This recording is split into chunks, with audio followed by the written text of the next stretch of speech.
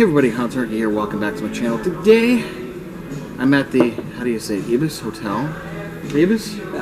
Well, you see, this is the thing. I don't know if it's some sort of, if it's French or I don't know what influenced the. Well, I don't know where the chain of Ibis or Ibis. Ibis. Ibis. You know, I mean, it depends on flavor of the month, doesn't it? Really? Yeah. You know. Well, here we are, near the Heathrow Airport, having a beer. Well, it's actually cider. Cider? Yeah, Magnus cider. Magnus cider. Because if you remember, you requested you wanted something with apples. Yeah. You know, so. Well, this is very good. Very good. And I'm here with John Paul Gates. J.P. Gates, the film actor. Hans Herneke, also the film actor. Yes. Man, it's good to see you again. Good to see you, man. Good to see you. It's been a while, hasn't it? You know. Yeah, it's been almost a year. Yes. Yeah. Yes. Yeah. Because the last time I was over here was in July for the Haunted Studio. Haunted Studio. Yeah. No, that was fun, wasn't it? Yeah. Shot up in Leicester. Yes, at 369 Studios. Yeah. Good old DD. DD. Yeah. No, that's a funny one, isn't it? DD. Yeah. Yeah, because I think I gave nicknames for everyone on the shoot. Yeah. It's wild. Didn't you have one called Demi Moore? Yeah, that was the lady that I think I can't remember what character she played, but she kept coming out of the cupboard, didn't she? And my character kept putting her back into the cupboard, you know, even though her arms and legs were flailing all over the place, you know. So it was Demi. Fun. Demi, yeah. And then Julia, I think you had a nickname for her because she asked a lot of questions. Oh yeah, that's right. Yeah. Question time. Yeah. Question time. 60 minutes with Julia. Because if you remember, the first time when we were in that hotel in Nuneaton, or which we've been to on many different occasions, you know, we went out for dinner, didn't we? And she was asking a few questions then, but of course that was just setting her alight, because as soon as we got back to the Nuneaton, she was hitting me with so many questions. You remember that? And this is before we even started shooting. She was saying, "Oh, what do you think of this? Would you do this? And what advice do you have? How many films have you done? How many films?" And it was almost as though she was asking me to be in something, and I said, "Well, I've got to read the script." And she said, "Well, yeah, but you're good, aren't you? You know, so you'll do it, won't you?" And I went, "Bloody hell! I mean, dear me, she should be my agent. She's that good a salesperson, you know." So crazy. Love it. But she was awesome on set. She was. I really enjoyed working with her, and she was Spark, as you guys call it out here. Spark. Spark. Yeah, right. Spark. Sparky. Spark. Oh yeah. She's well, I think she did. She was more like kind of a. Yeah, she was more like a production assistant, wasn't she? She did everything. She kind of like, she focus pulled, I suppose she did everything, really. Because, Spark, it's a nickname. It's almost like Cockney rhyming slang for electrician. But of course, we call them Sparks. What do you call them in the States then? Electricians, gaffers. Yeah. So I mean, in essence, she was tight with the DOP, because obviously DOP, he wants his lights in different positions, or she wants their lights in different positions, and then she would accommodate. So she would act as a assistant camera too. Very true. Very true. Yeah. So it was an interesting shoot. The Haunted Studio. Coming to a cinema very soon. Coming to a cinema near you. Oh my God! Yeah, we had a lot of fun. We did. Yeah. That was a fun shoot. Yeah. I think the toughest day for me, and I think probably for all of us, was the dinner stuff. The dinner scene was so long, and there were so many different setups that we did, and there were so many moving pieces to it, and so many beats that we had to remember. That was probably the toughest one out of the whole shoot. But the finale was also probably the second one for me, because there was a lot of moving pieces in that one too. But that one was fun. I had fun doing that. Yeah, I mean, I seem to recall what was particularly difficult about that dinner scene was if you remember, I think we were pushed for time because you're right, there were so many setups, but also if you remember at the end, we had to eat the food. Yeah, the chicken and if you remember, and this is no disrespect to the person who made it, but the thing is that it was cold by the time we had to consume it, and we had to do it again and again and again and again. Anyway, so yeah, and if you remember, I think I had all that custard all over me. Do you remember? I mean, the custard was here, and somebody dropped something into the custard from a height, so that would create enough velocity to put all the custard all over my face and all over my shirt and trousers. And I enjoyed the custard. I actually really enjoyed That's it. because you've got a sweet tooth, mate. You know, I wasn't that keen on the custard, to be honest with you. Mind you, having said that, the custard was probably more edible than the chicken, but that's another story. Eesh. But yeah, I enjoyed the custard, and it was all good. It was all good. Yeah. No, I mean, for me, one of the funniest scenes was when your character first comes into the studio that's owned by my character. Yeah. And I remember you coming in, and I was watching you and trying not to laugh because you kept coming in, and you were tripping, because that was your character. I don't mean tripping as in he was on drugs. I mean tripping actually he physically tripped, as he was. Yeah. So, and I really had to stop laughing, each time you did it because it was so funny. And I remember that, and then the other stuff when we were up in the upstairs, where are we allowed to give spoilers or probably not? I mean, if you do, I can easily just chop it out. Yeah. So yeah, I mean, towards the end of the movie, the finale, yeah, that was very, very hot. I remember. Oh my God! Yeah, it must have been extremely hot for the antagonist within the film. Yeah. The sweat that you will see in the film is real sweat. All right. And the GPS signal is lost. Yeah. Yes, the sweat was very real because it was probably over 100 degrees up in that attic. Yeah.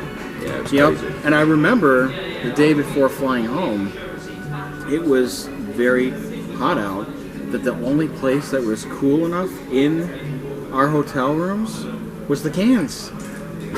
The bathroom was 10 degrees cooler than my actual room.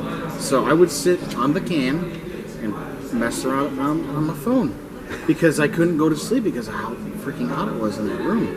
Wow. And I think my Uber came and picked me up at 2 o'clock in the morning.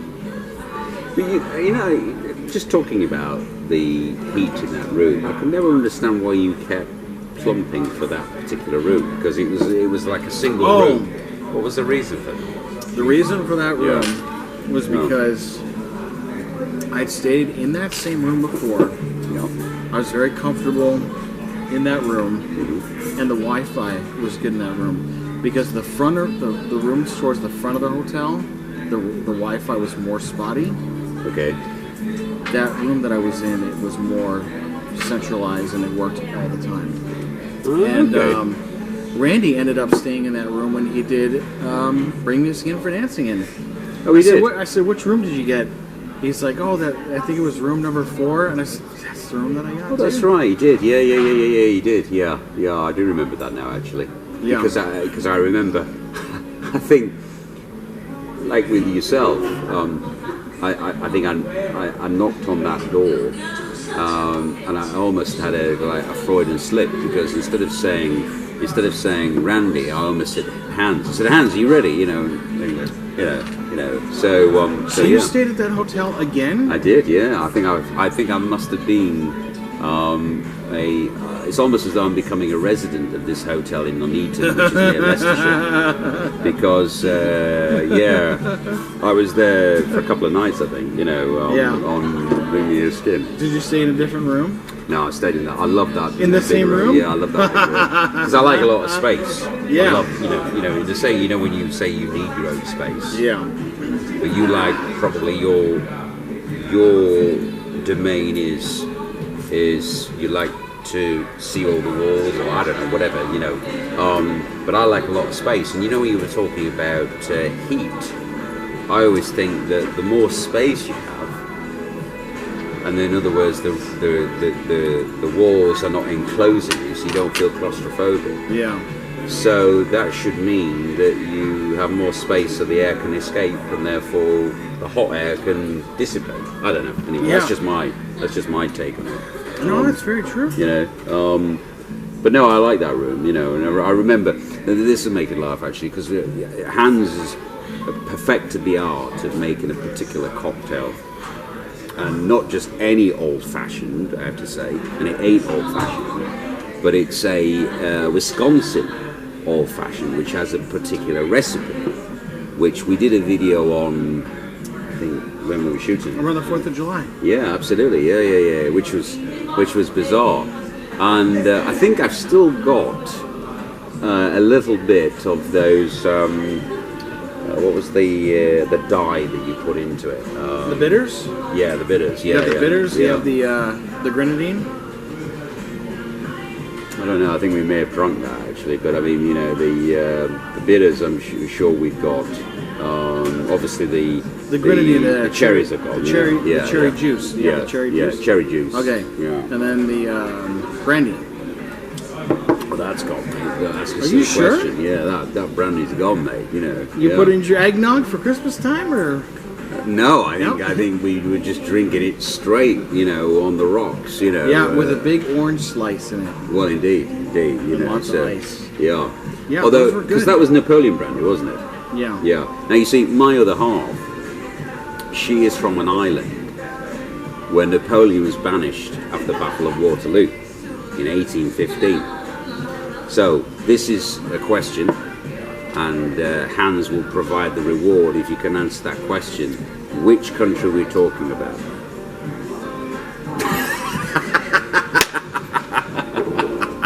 You didn't expect that one.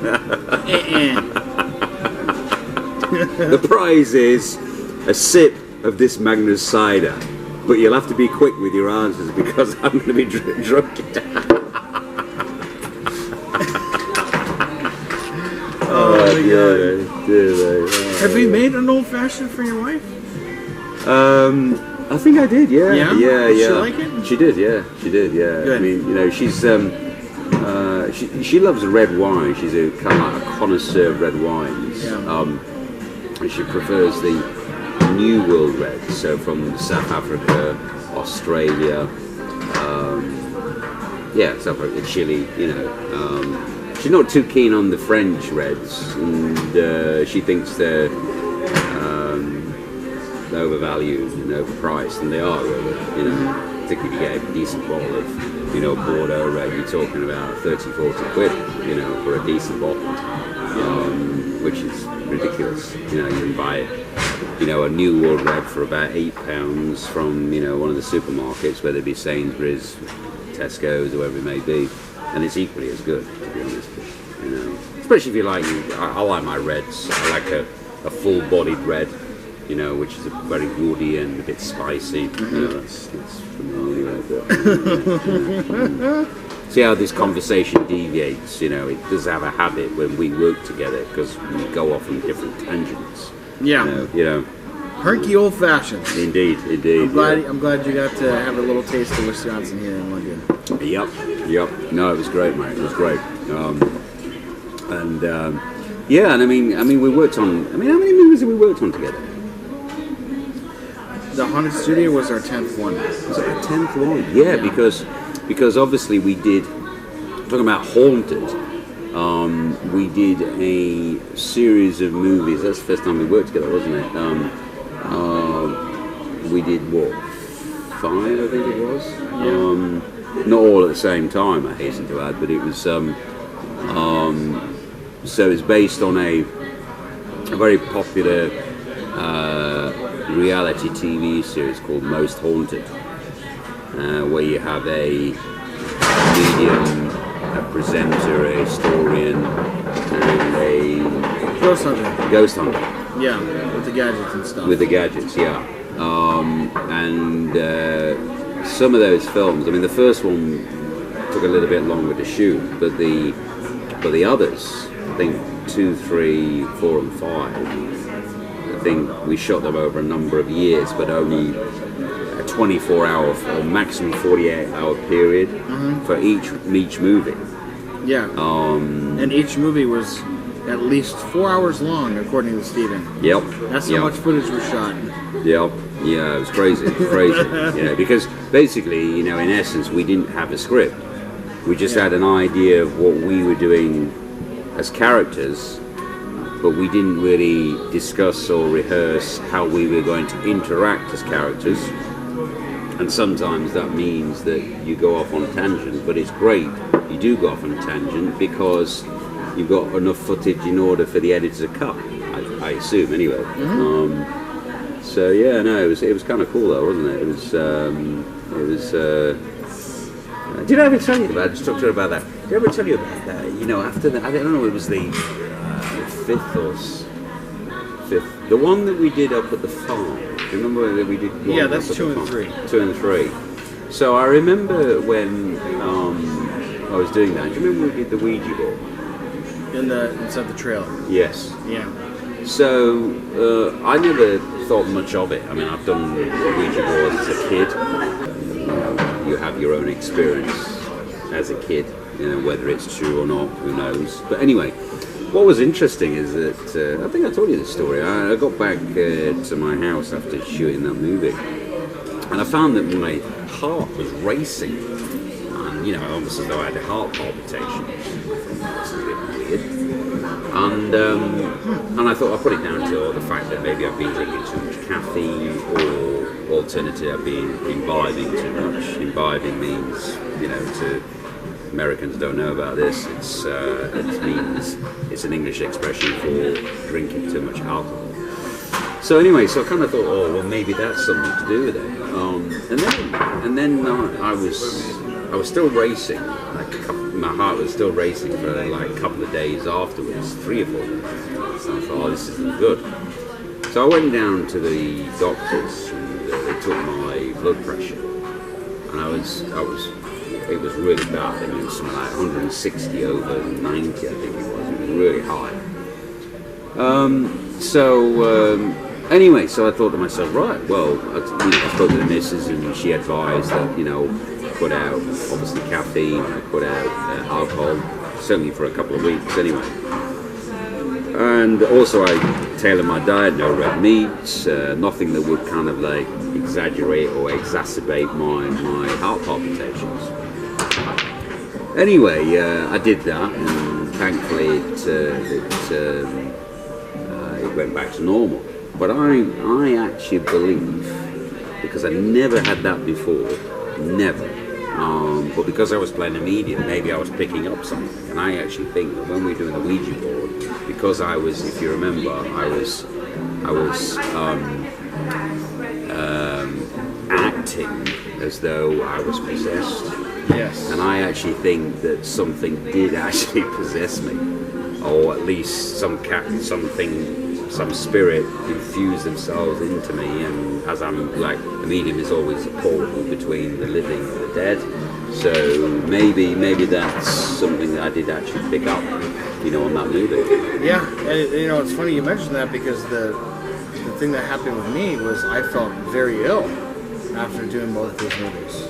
Like I went back to the place I was staying at, and I think it was in Wickford. I was staying at Steven's friend's house, and I felt very dirty because we were on that farm for how many hours? Like more than around 24 hours. Yeah. Yeah. I was like, I need a shower. I need to take a nice hot shower. Then I'm gonna go sleep for a while. Took a nice hot shower, and then an hour later I woke up and it was game over. I was sick, food poisoning. I felt like I was gonna die. I was on their bathroom floor, curled up like a ball. It was awful. Stuff coming out of both ends. Not good. And I texted my wife. I said, I think I got food poisoning. And then I asked Steven, did anybody else on the shoot have the problems that I had? Nobody had any problems. But I remember eating those little sandwiches that came out. Right. And I was particularly drawn to the egg salad mix. And that could have done me in. But hearing your story now, because I've never heard that happen to you, that kind of makes sense that maybe something happened to me too. And that's why I felt that way, because nobody else on that shoot had any problems. Now that you had one and I had one. Yeah. I don't know, it kind of drew, it's now becoming a little bit more clear. That's very interesting. But I told Steven, next time I come over, let's space it out between a day or two. And I can't have anything but egg salad.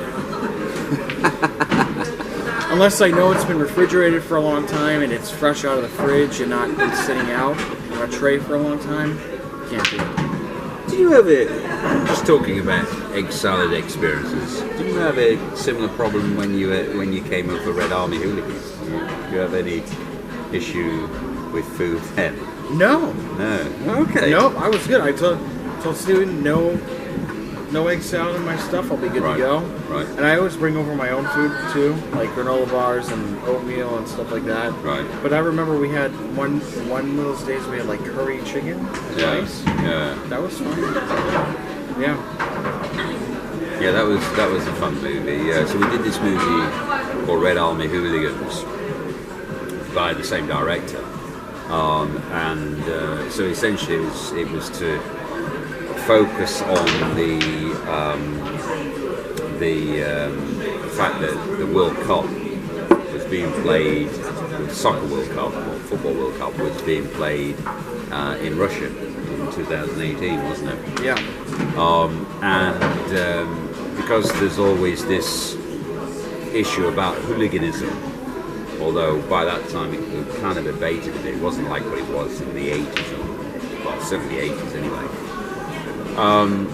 But anyway, there was some feeling that English fans, if they went to Russia, they would have problems with Russian fans, and so we kind of concocted this idea of British and Russian hooligans that were doing kind of like bets on the football on the side. Yeah, I think I missed it a long time ago. So I played this British hooligan with a brain injury, and he was trying to ascertain who was responsible on the Russian side. I think that's right. Yeah. And it's his journey in doing it, and then you came over playing this Tex-Mex character. Yeah. Professional poker player. Yeah, professional poker player. That the Brits had hired to be the head of the Russian hooligans. I think they were the Ultras. Yeah. It's coming back to me. Earl Ling, that's right. Yeah. He's just talking about Earl. He's bodybuilding, you know that? Yeah. He's competing as well. He's become like the Norwich Arnold Schwarzenegger. So yeah. Wasn't he like a wrestler though, or something, or a boxer? No, he's a boxer, professional boxer. Okay. Yeah. Now, just talking. This is an interesting story. On Scare Attraction. Scare Attraction. Oh, right. Anyway, so another movie directed by Stephen M. Smith. And anyway, I remember Earl was fighting Paul.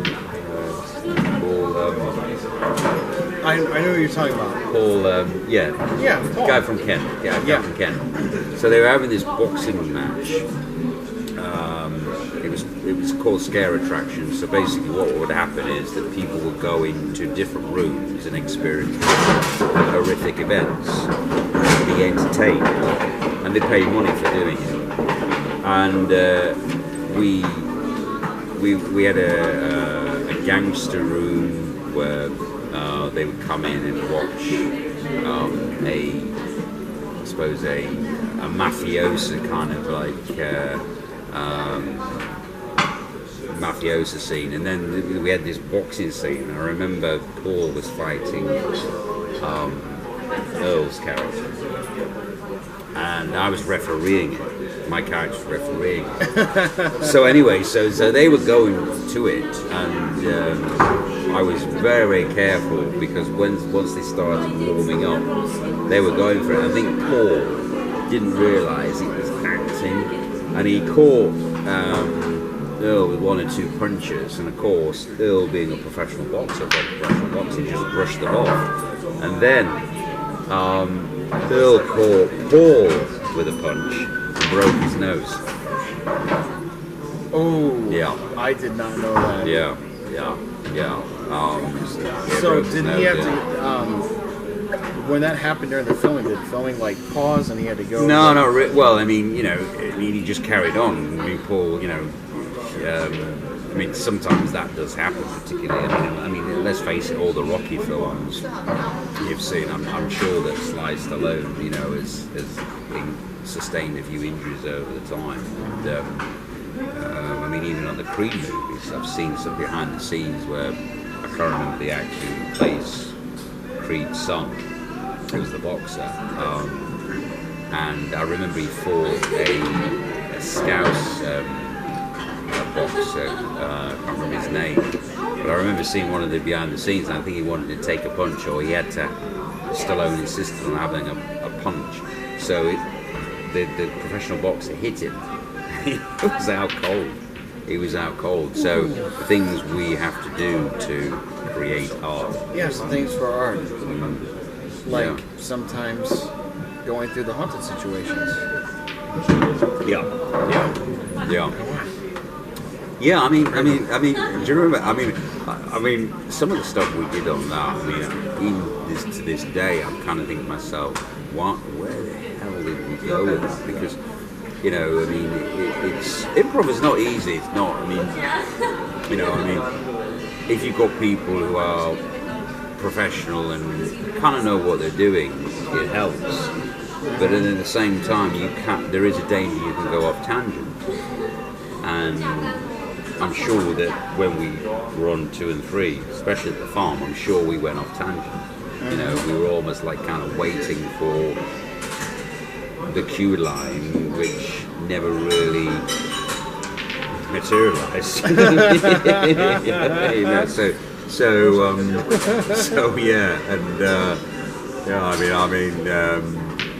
remember when we were in that house in Kent, doing 4 and 5. Ian, right? Ian, that's right, Ian. Yeah, and I would kind of like go into one, and then you guys would kind of like play off me and all that kind of stuff, and it was.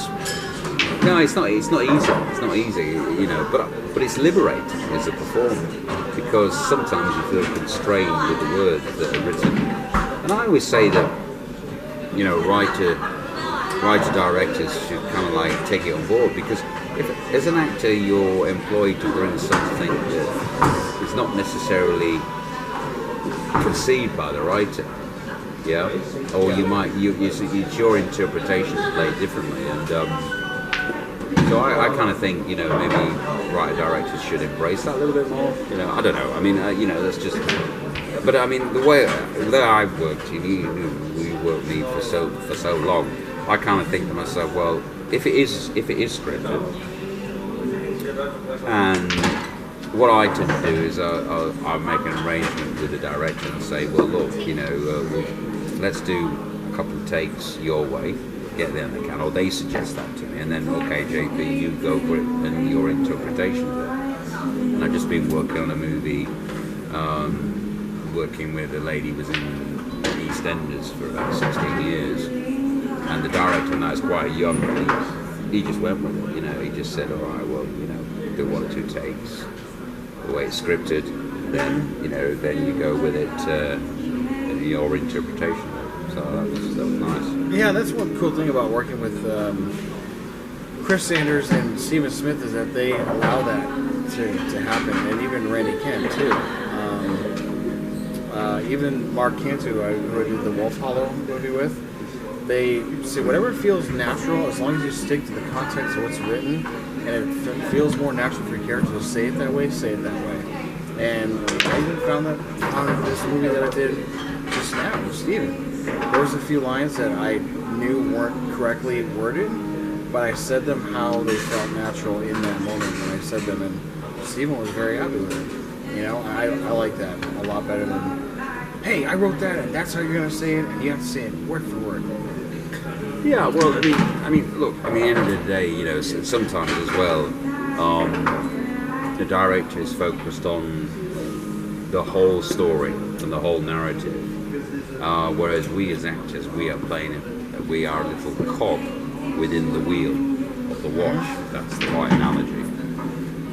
So because we're obsessed and we're completely focused on that character, whereas the writer director may not be as focused on that particular segment of the story. Yeah. So if anything, I think it helps. You know, the fact that we're bringing something more to the party. You know. Yeah. And sometimes that improvisation brings, the magic moments happen on screen that weren't planned. That's very true. That's very true. You know, I mean, going back to Taxi Driver, I mean, Robert De Niro, when he says, when he's in front of the mirror, I mean, that was completely, that was completely improvised. And now that wasn't scripted. Yeah. Now that's one of the iconic scenes in cinema is that one. Yeah. You know. Yeah. So you know, I mean, you can't go wrong, you know, with that. Thank you very much. But so you got Big Cats coming up. Yeah. And that's kind of the same, lot of improvisation. Yeah. Yep. Yeah. No, I mean, and I mean, it's pretty much as it's almost like 100% improv, you know. It's going to be interesting to see how the other actors respond because, you know, not being conceited here, but I've done a lot of it, and so, you know, I'm going to be. I think, you know, a lot of American actors are kind of like used to it, so I think they won't have a problem. But I'm not so sure about, you know, British actors. You know, maybe they'll need a little bit more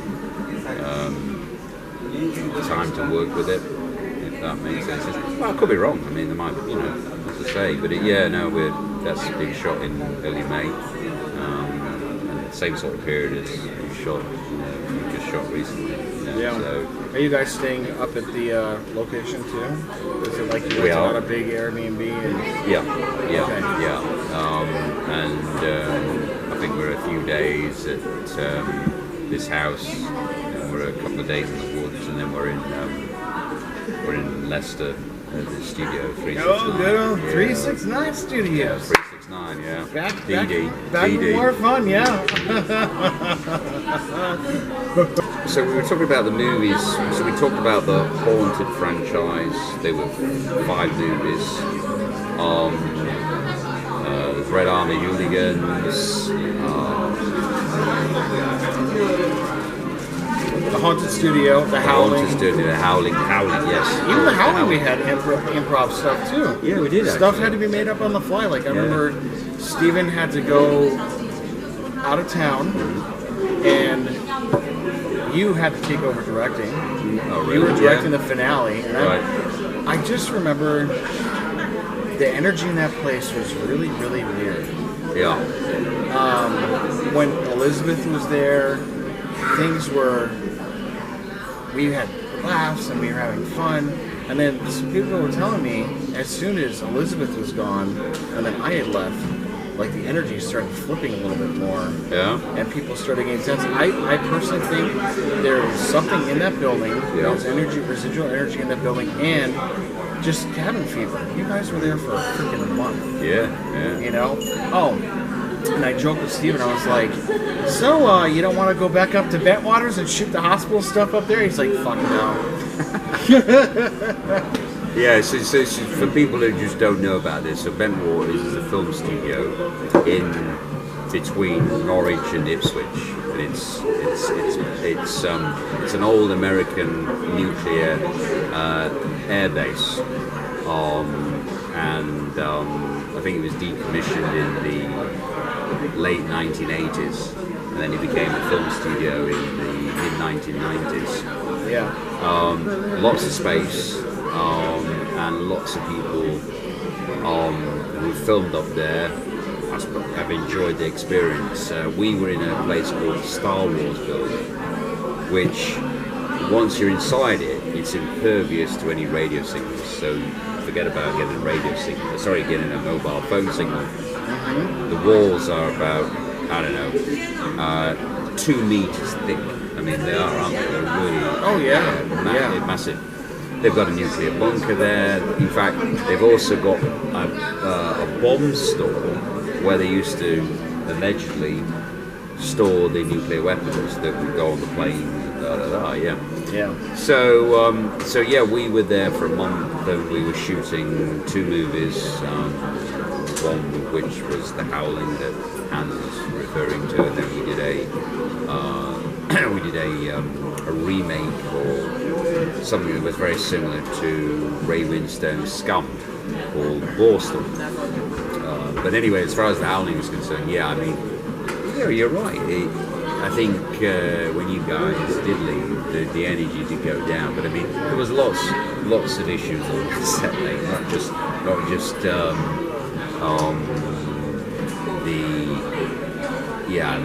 lots of issues. And I think the energy in that place was affecting what was going on. Oh, definitely. Yeah. I mean, what you've got to remember is that that was a place that was used during the Cold War, and I'm sure that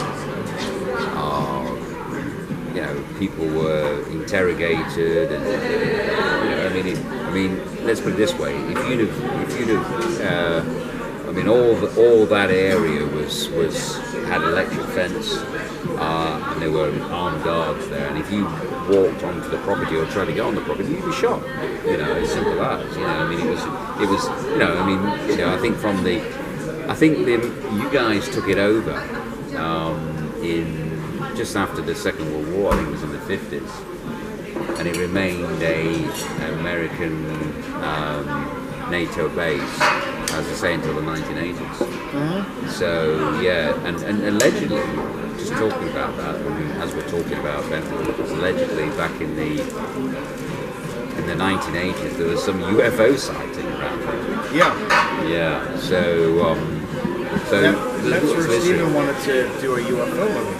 There you go. guys were up there, and I remember me and Elizabeth Saint shot a remote scene of me and her being UFO experts, and he was going to put that in the film, but I don't think that you guys ever shot that. And then you did Borstal, The Test.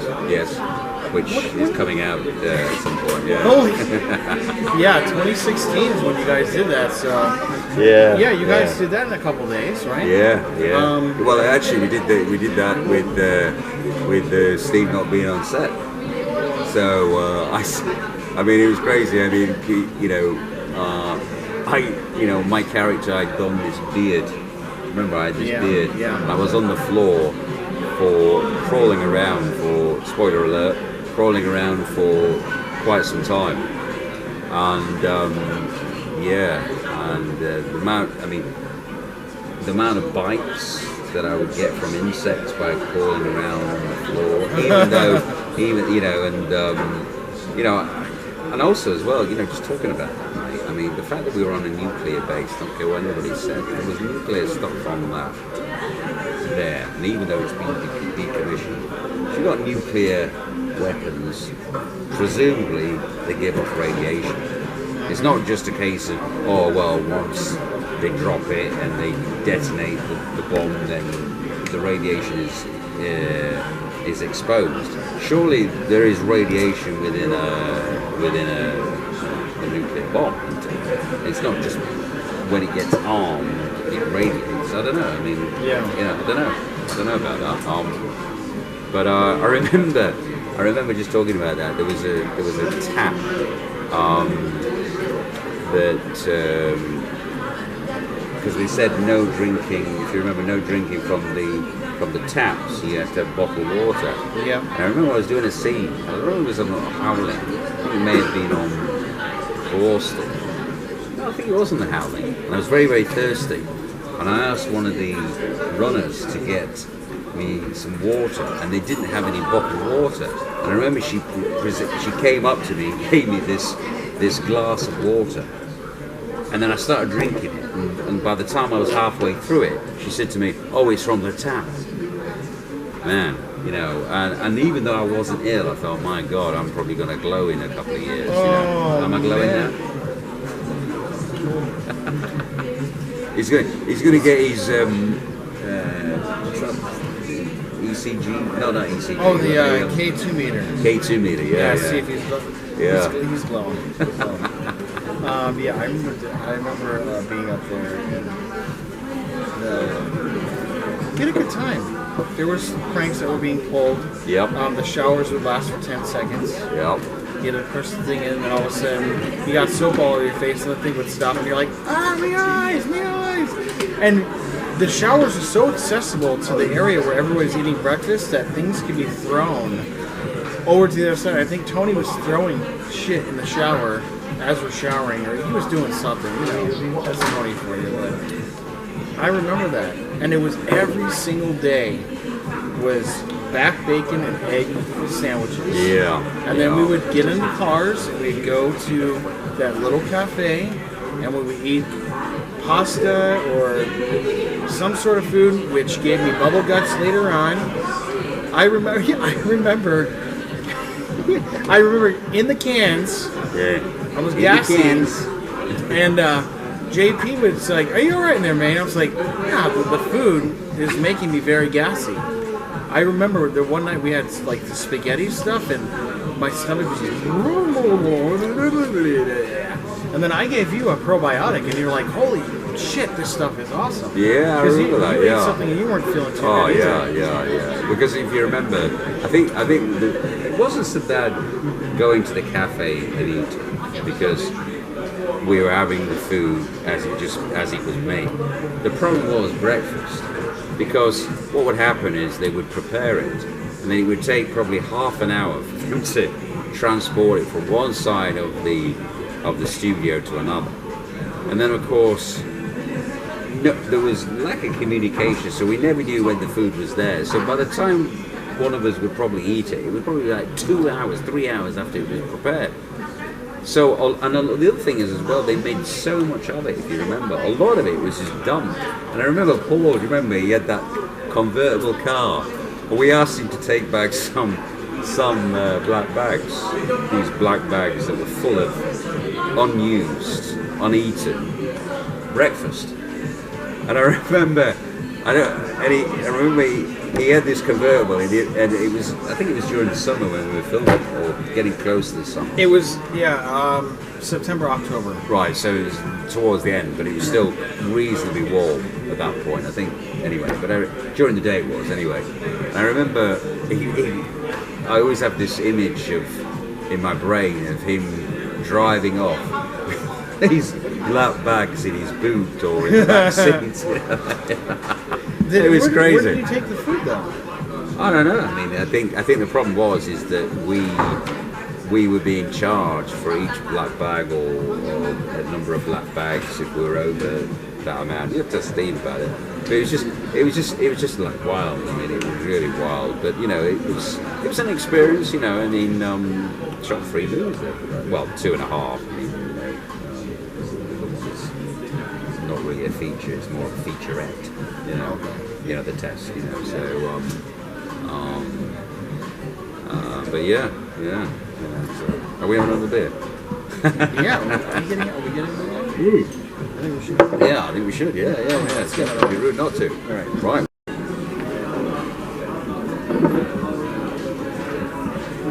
You know.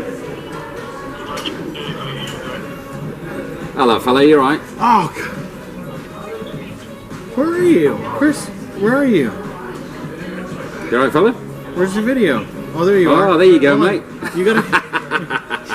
He's having a few already. You gotta say hi to the camera. Yeah. Hello, mate. See, How you that's doing? why they were both trying to Ah, right, Jack. He's had a couple already.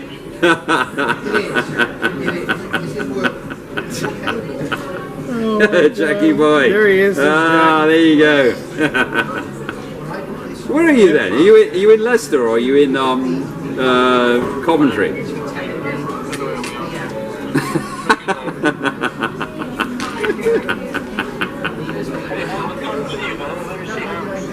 Oh, fuck. There you go. Hey, what's going on? Good. Yeah, we were recording video. We were gonna put you on the video and see how your reaction would be to looking directly at the lens. Did you see it? Did you see it when you picked up the call? I think so, yeah. Okay, good. We're good. Yeah, we're just having some beers, some laughs. We're good. What part of town are you in? What part of town are you in right now? I'm sorry. Oh, okay. Hinkley, okay. Wait, are you at the restaurant that we went on the last night? We're not out in the Equine Festival, so we're just in the... Okay.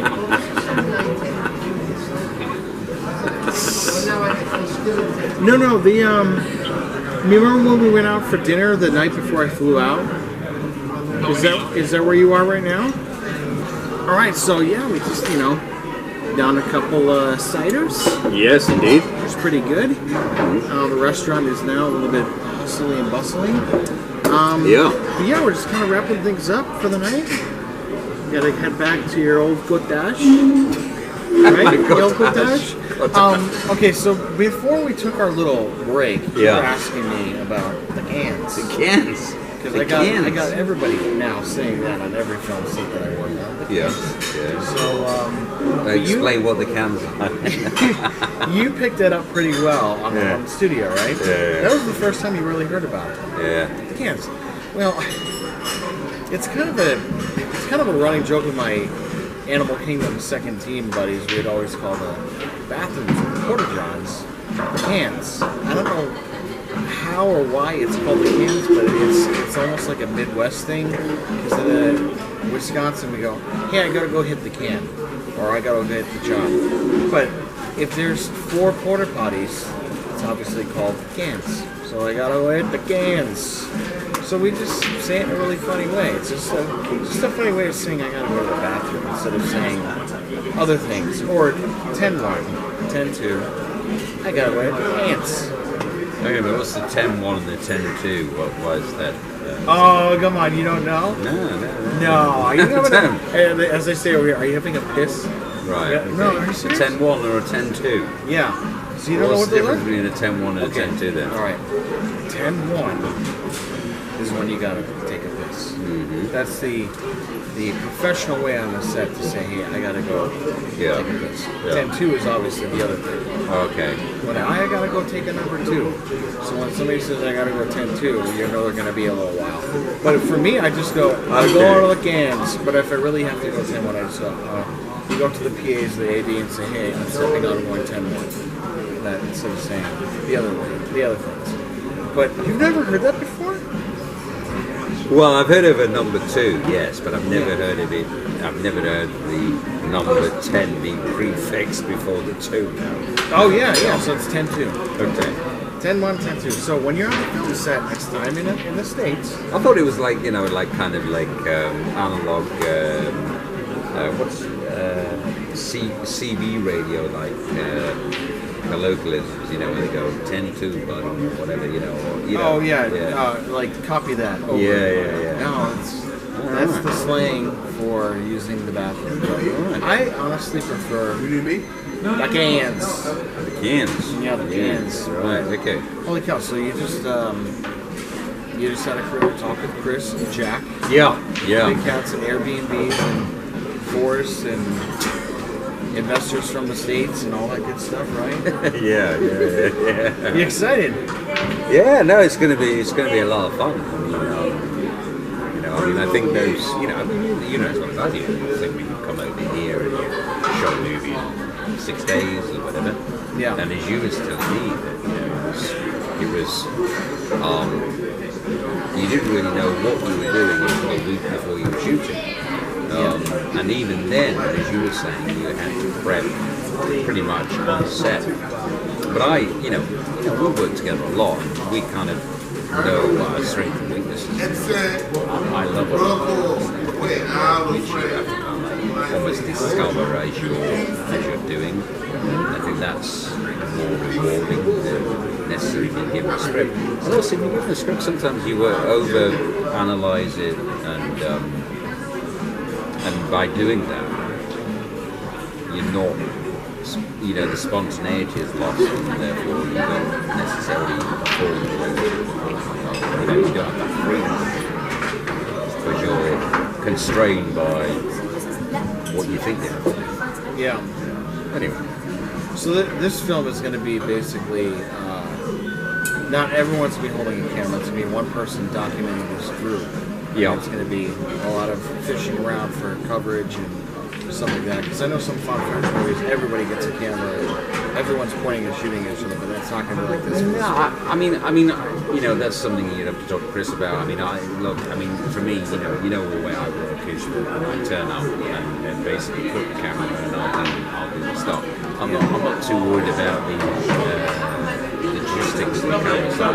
All I need to know is that what I'm doing, what the other actors are doing, and presumably the actors are responding to my stimuli, and then hopefully it will create some magic in that perspective. But, exactly.